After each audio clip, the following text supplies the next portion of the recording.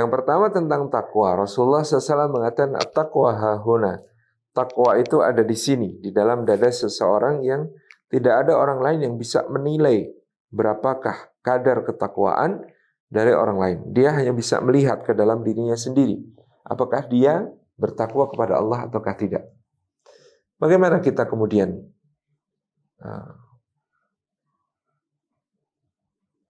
mendapatkan ciri-ciri tentang orang bertakwa itu? Tentu ada banyak rujukannya dalam Quran. Ya, di mana Allah misalnya mengatakan Dzalikal kitabu la raiba fihi hudal lil muttaqin. Inilah kitab yang tidak ada keraguan di dalamnya, petunjuk bagi orang-orang yang bertakwa. Siapakah orang yang bertakwa? Alladzina yu'minuna bil ghaib wa yuqimunas shalah wa mimma razaqnahum yunfiqun. Orang-orang yang beriman kepada yang gaib, yang mendirikan salat, yang menunaikan zakat.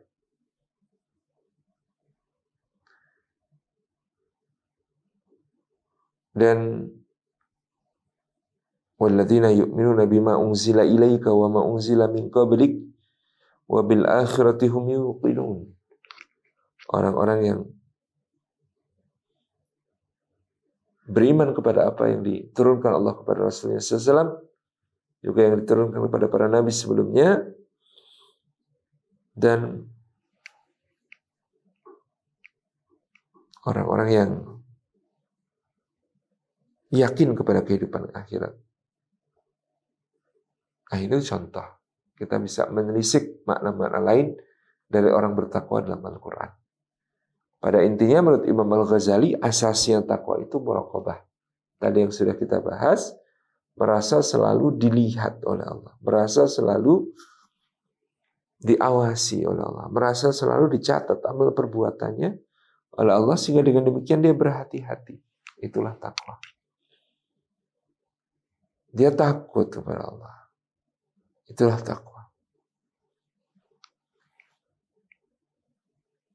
Yang kedua, illa ibadaka minhumul mukhlasin. Ya. Qala fa bi'izzatika la ughwinahum kulluhum ajma'un. La ughwinahum ajma'in illa ibadaka minhumul mukhlasin. Kata iblis di hadapan Allah ketika dia dihukumi telah sesat dan dilaknat. Demi keagunganmu ya Allah, kata iblis, akan aku sesatkan mereka semua sebagaimana aku telah dihukumi sesat.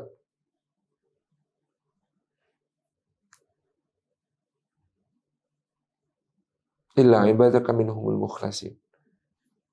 Kecuali hamba-hambamu yang mukhlasin. Di antara mereka itu tidak bisa aku sesatkan. Siapakah mukhlasin? Mukhlasin itu bukan cuma mukhlis. Kalau mukhlis berjuang untuk ikhlas dengan dirinya sendiri, kalau mukhlasin itu orang-orang yang ditolong Allah Subhanahu wa taala sampai mendapatkan derajat ya seorang yang mampu membersihkan segala niatnya, membersihkan hatinya dari selain Allah Subhanahu wa taala. Itulah orang-orang yang mukhlas, yaitu orang-orang yang harapannya hanya kepada Allah. Dalam pembicaraan puasa kita, dia mencapai derajat saumu khawasil khawas, puasa yang super istimewa, yang di dalam hatinya dia tidak lagi mengharap kepada selain Allah, tidak lagi merindu kepada selain Allah. Semuanya, bahkan ketika dia mencinta, cintanya karena Allah Subhanahu wa taala. Itulah orang-orang yang mukhlas. Orang-orang yang ditolong oleh Allah untuk bisa mendapatkan derajat mukhlis. Derajat orang-orang yang mendapatkan kemurnian hati untuk hanya mengharapi Allah Subhanahu wa taala. Itulah orang yang tidak bisa disesatkan oleh syaitan. Itulah orang yang karena di hatinya tidak terdapat banyak makanan-makanan ya, yang disukai oleh setan. Kalau di situ banyak dosa, tentu setan suka bergabung. Ketika di situ banyak maksiat, banyak penyakit-penyakit hati, tentu ya setan akan suka kalau bergabung. Begitu dia kita bersihkan, setan tidak lagi mendapati